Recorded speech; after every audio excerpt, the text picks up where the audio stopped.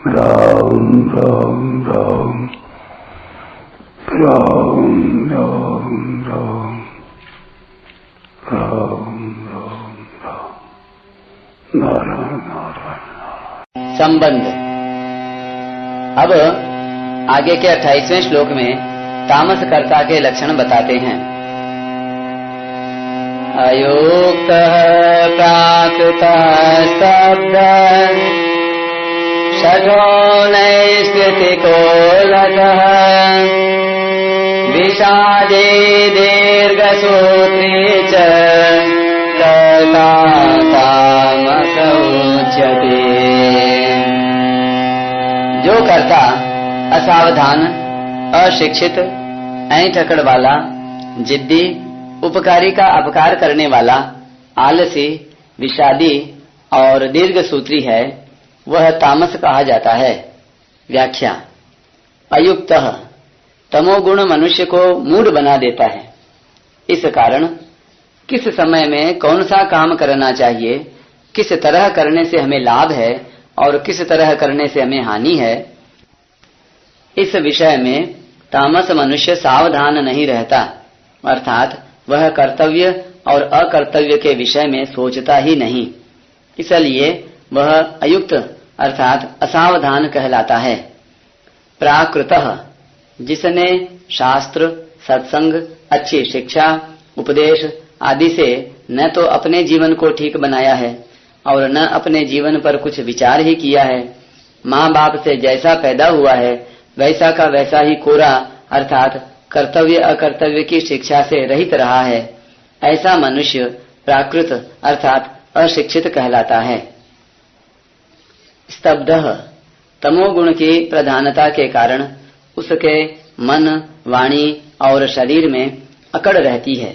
इसलिए वह अपने वर्ण आश्रम में बड़े बूढ़े, माता पिता, गुरु, आचार्य आदि के सामने कभी झुकता नहीं।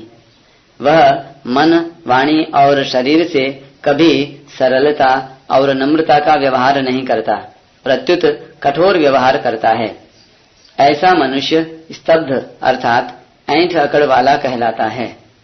छठः तामस मनुष्य अपनी एक जिद होने के कारण दूसरों की दी हुई अच्छी शिक्षा को, अच्छे विचारों को नहीं मानता।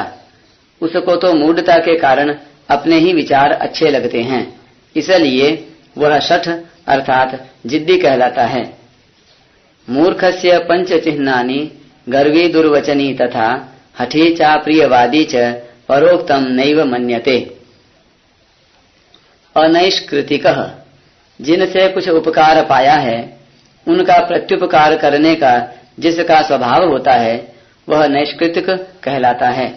परंतु तामस मनुष्य दूसरों से उपकार पाकर के भी उनका उपकार नहीं करता, प्रत्युत उनका अपकार करता है, इसलिए वह अनैष्कृतिक कहलाता है। अलसः अपने वर्ण आश्रम के अनुसार आवश्यक कर्तव्य कर्म प्राप्त हो जाने पर भी तामस मनुष्य को मूढ़ता के कारण वह कर्म करना अच्छा नहीं लगता, प्रत्युत सांसारिक निरर्थक बातों को पड़े पड़े सोचते रहना अथवा नींद में पड़े रहना अच्छा लगता है, इसलिए उसे आलसी कहा गया है।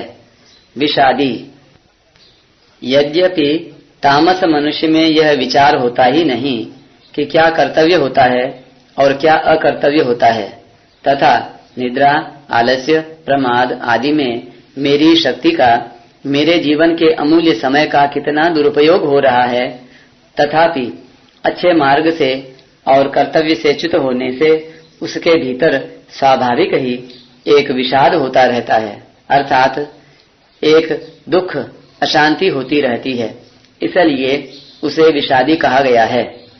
दीर्घ सूत्री अमुक काम किस तरीके से बढ़िया और जल्दी हो सकता है, इस बात को वह सोचता ही नहीं, इसलिए वह किसी काम में अविवेक पूर्वक लग भी जाता है तो थोड़े समय में होने वाले काम में भी बहुत ज्यादा समय लगा देता है और उससे काम भी सुचारू रूप से नहीं होता।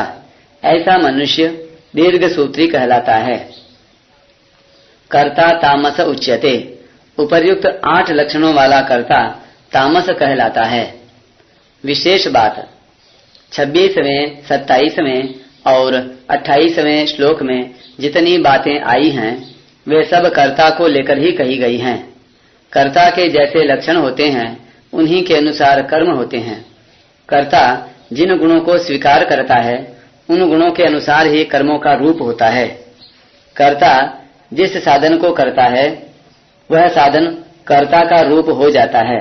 कर्ता के आगे जो करण होते हैं वे भी कर्ता के अनुरूप होते हैं। तात्पर्य यह है कि जैसा कर्ता होता है वैसे ही कर्म, करण आदि होते हैं। कर्ता सात्विक, राजस अथवा तामस होगा तो कर्म आदि भी सात्विक, राजस अथवा तामस होंगे। सात्विक कर्ता अपने कर्म, बुद्धि आदि को सात्विक बनाकर सात्विक सुख का अनुभव करते हुए असंगता पूर्वक परमात्म तत्व से अभिन्न हो जाता है। दुखांतम च निगच्छति। कारण कि सात्विक कर्ता का ध्येय परमात्मा होता है, इसलिए वह कर्तृत्व भोक्तृत्व से रहित होकर चिन्मय तत्व से अभिन्न हो जाता है, क्योंकि वह सात्विक स्वरूप से अभिन्न ही था। परंतु राजस तामस कर्ता राजस तामस कर्म, बुद्धि आदि के साथ तन्मय होकर राजस तामस सुख में लिप्त होता है, इसलिए वह परमात्म तत्व से अभिन्न नहीं हो सकता। कारण कि राजस तामस कर्ता का उद्देश्य परमात्मा नहीं होता और उसमें जड़ता का बंधन भी अधिक होता है।